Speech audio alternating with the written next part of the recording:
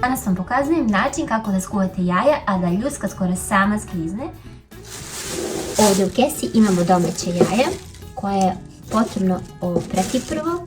Voda sa kojom peremo jaja treba da budu normalne temperature, onako sobne temperature. Također i jaja prije kuvanja da su sobne temperature, ne hladna iz frižidera. Možete u vodu sa kojom perete staviti malo soda bikarbone. To je to.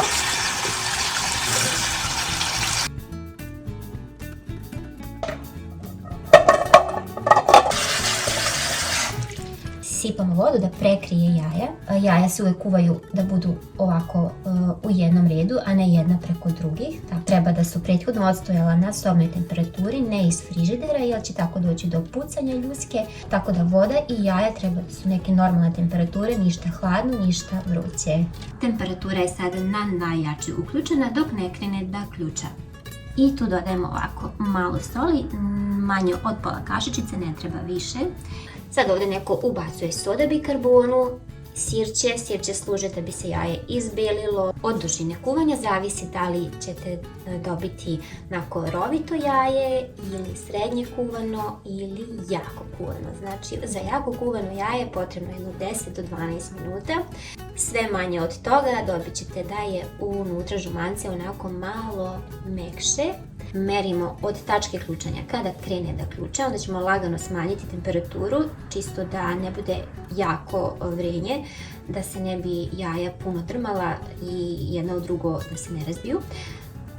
Znači smanjujemo posle temperaturu na jedno 2 nivoa manje i da to lagano kuva tih 10 minuta. Znači sad još uvijek ne merimo dok voda se nije zagrijala. I još jedan trik da znate da je jaje sigurno kuvano, ako niste pratili na satu. Je tako kada ga izvadite iz vode i kada ono krene ovako brzo da se suši, to jest da brili, znači da je kuvano.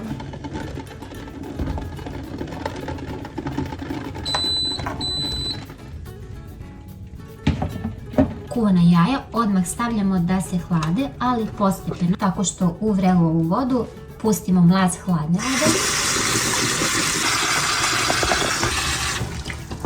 I sad kad je voda hladna, slobodno stresemo vodu i još malo hladne i to je to.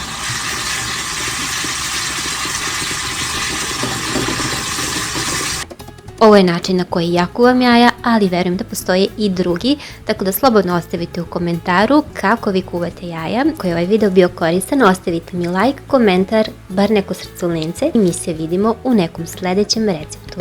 Također, zapratite kanal Šerpica recepti.